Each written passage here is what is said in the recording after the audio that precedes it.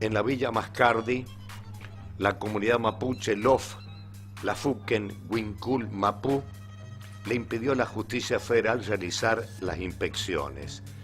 Esto es luego de la muerte de Rafael Nahuel, quien falleció al recibir un impacto de bala en 9 milímetros de la prefectura. Fueron apedreados los efectivos de la federal mientras esperaban fuera del predio la decisión del juez Gustavo Villanueva de ingresar para realizar una inspección ocular. La autopsia realizada al cuerpo de Rafael Nahuel estableció que el joven recibió un balazo ascendente en un glúteo que alcanzó a afectar órganos vitales y que el disparo provino de una pistola calibre 9 milímetros, un calibre usado por todas las fuerzas de seguridad. Por tal motivo, hemos invitado al abogado Javier Alamino, quien es un profundo defensor de los pueblos originarios en San Juan, principalmente de los huarpes, y ha litigado en favor de ellos. Abogado Alamino, buenas tardes, gracias por venir. ¿Qué tal, Oscar? Buenas tardes, gracias por la invitación. Bueno, cuénteme cuál es su apreciación de esto que está pasando allá en el sur, porque hay una premeditación de la información que está emitiendo Clarín y todos los satélites del grupo Clarín, llámese Radio Mitre, llámese TN, es lo que a mí me parece. ¿Qué opina usted? Bueno, yo coincido, en primer lugar, con tu apreciación, Oscar. Hay un aumento de la conflictividad en materia de tierras.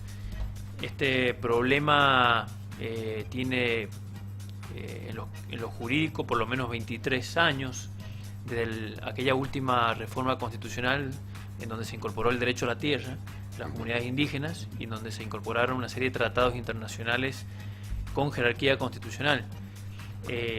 Desde aquel entonces han pasado distintos gobiernos y la situación de la tierra de las comunidades indígenas no ha sido resuelta. Este último gobierno tampoco ha sido la excepción. Vemos como hay un incremento en los conflictos de tierras y obviamente en ese incremento quienes tienen los títulos de propiedad de esas tierras y el propio Estado, que daría toda la sensación de que está defendiendo, digamos, ese sector, está intentando a través de los medios de comunicación de alguna manera deslegitimar el reclamo e instalar cuestiones como que, bueno, los mapuches son chilenos, que son grupos terroristas. Se habla, por ejemplo, de la RAM y no hay una persona miembro de esta comunidad que pertenezca a la RAM, como tampoco de la comunidad que terminó con la muerte de Santiago Maldonado. Volvamos para atrás. ¿Qué Sí. dice quiénes son la RAM? La RAM es una organización, Resistencia Ancestral Mapuche, que aparentemente operaría en Chile y en Argentina y que no reconocería límites de territorio, ¿no? Cuando vos hablas con cualquier comunidad mapuche en el sur, por lo menos las que yo he hablado y lo que yo he escuchado en los medios de comunicación, ninguna comunidad mapuche se reconoce miembro de la RAM. Es decir, yo hasta dudo que exista ya en un punto, sinceramente, porque no hay una persona que se autorreconozca de la RAM. Ni siquiera esta persona que está detenida, Facundo Jones Guala, no hay un miembro de una comunidad mapuche que se autodenomine miembro de la RAM. Ahora, uno de los juicios es porque un empresario se ha adueñado de los pasos y les ha cerrado Sí. un lago. ¿Es así? Sí, el empresario es Lewis, el lago es el lago escondido y este empresario no permitiría el ingreso al lago. Hay otros empresarios en la zona, está Benetton, que tiene cerca de 900.000 hectáreas, 900.000 hectáreas contando todo lo que es la provincia de Río Negro, la provincia de Chubut, incluso tiene campos en el sur de la provincia de Buenos Aires. Todos estos propietarios adquirieron la propiedad de esta tierra a través de distintas ventas que han habido a distintos propietarios, y cuando uno sigue, digamos, la ruta de esos primeros propietarios, llega sin dudas a lo que fue la campaña del desierto, en donde esas tierras fueron entregadas a quienes financiaron la campaña. Pero al margen de esa cuestión, que será una cuestión histórica, lo concreto y lo que decía recién es que hay un derecho al territorio indígena. Es decir, la propia Constitución Nacional establece que el Estado debe reconocer la propiedad y la posesión del territorio que tradicionalmente ocupan las comunidades, y no solamente eso, sino que tiene que entregarle tierras a aquellas comunidades que no tienen tierra.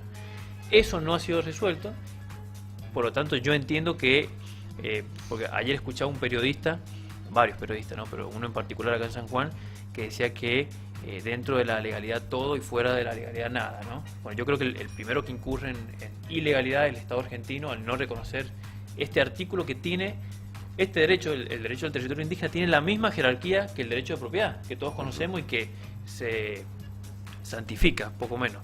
Así que yo creo que el primero en incurrir en ilegalidad es el Estado argentino en no reconocer estas tierras. Y eso genera, por supuesto, conflicto. Y por supuesto que las comunidades, algunas reaccionan de una manera, otras reaccionan de otra, algunas reaccionarán de manera desmedida, otras... Va a haber de todo, digamos, en ese camino. Pero me parece que el problema de fondo y lo que no se está hablando, porque se habla mucho del hecho policial, sí, si le dispararon, si tenía un arma, si no tenía, si tiraron piedras, si tiraron con un revólver, no digo que no sea importante eso, pero me parece que el problema de fondo acá es el problema de la tierra. Y el problema de la tierra afecta directamente a las comunidades indígenas, pero no solamente a las comunidades indígenas. Es decir, la concentración en la tierra en la Argentina, lo ha dicho una ONG muy prestigiosa española, que el 1% de los propietarios en la Argentina tiene el 40% de la tierra en la Argentina.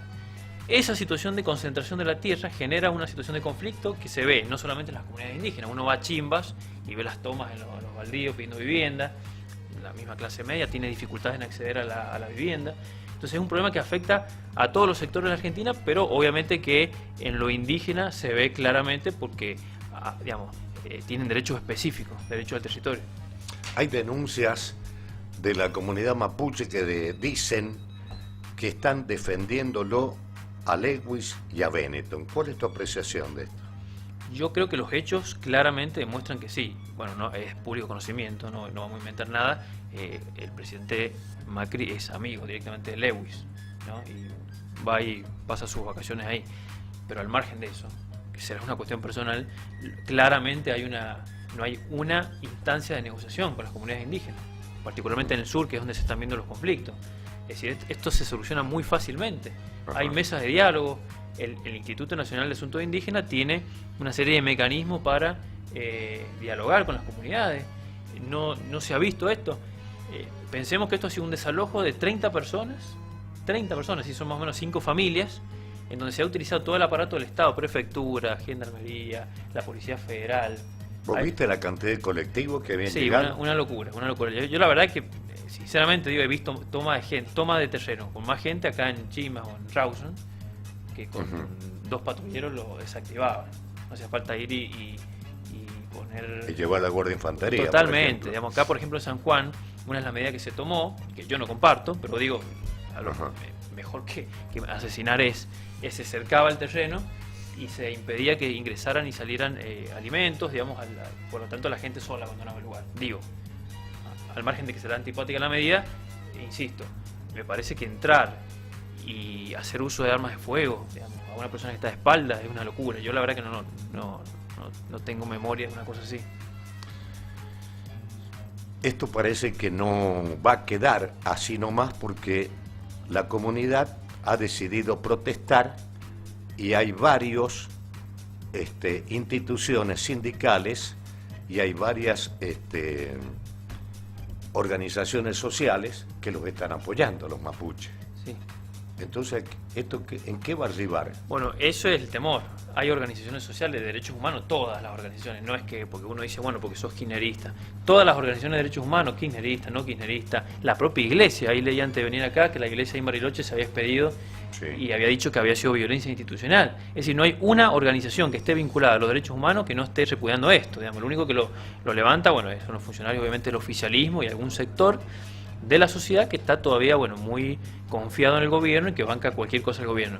Pero no hay una ONG, un sindicato que yo veo que apoye esto. La verdad es que creo que esto no soy muy optimista, va a terminar mal.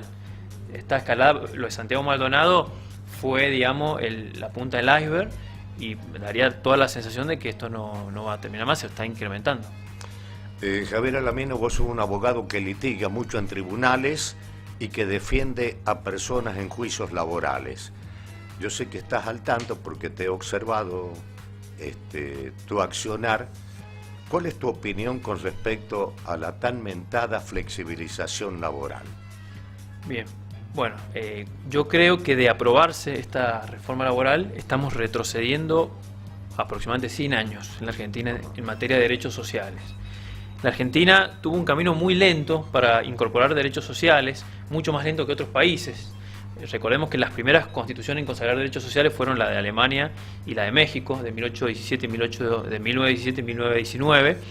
Argentina recién fue en el año 49 con la Constitución del Perón y luego, constitución que fue dejada sin efecto, y posteriormente con la reforma del 57 de la dictadura, en donde se incorpora el artículo 14 bis. Y por supuesto, de comienzo de 1900 se fueron incorporando una serie de derechos vinculados a los trabajadores. La última gran norma que se sancionó fue en el año 73, que fue la Ley de Contrato de Trabajo, que con la dictadura del 76 fue prácticamente aniquilada o recortada, digamos. Recordemos, ahí tuvo la noche de las corbatas, donde se secuestró y se asesinó a una serie de abogados laboralistas. Desde esa última reforma de la dictadura no existió en la Argentina una reforma de estas características, que recorte los derechos laborales. Hay cuestiones muy elementales, ¿no? Por ejemplo, el tema primero de la disminución de la indemnización por antigüedad, segundo, el tema de la reducción de las multas por trabajo en negro. Si hay un trabajador que está en negro, que está 10 años en negro, cuando iba a juicio, esa indemnización se incrementaba el doble prácticamente, como una sanción al empleador por tenerlo en negro. Bueno, eso desaparece. Y así tenemos varios ejemplos. Pero mi opinión es que, de aprobarse esto, realmente estamos retrocediendo mucho, con la excusa, que yo creo que es una extorsión, de que disminuyendo en materia de derechos laborales va a haber más trabajo. Bueno, siempre que hubo una flexibilización, ese fue el argumento que se utilizó. O sea, desde los años que yo tengo en esta profesión, José Alfredo Martínez de Oz decía eso. Domingo Felipe Cavallo decía igual. Cuando vino de la Rúa, de la ley Banenco, sí, decía lo mismo, palabras más, palabras menos. Y hoy nos encontramos con este presidente que sigue haciendo el mismo relato. Está demostrado que eso no funcionó. Siempre el argumento fue ese, más trabajo, y después resultó que se recortaron derechos y no hubo más trabajo. Así que realmente es muy preocupante. Javier Alamino, gracias por venir, muy amable. Gracias por la invitación, Oscar.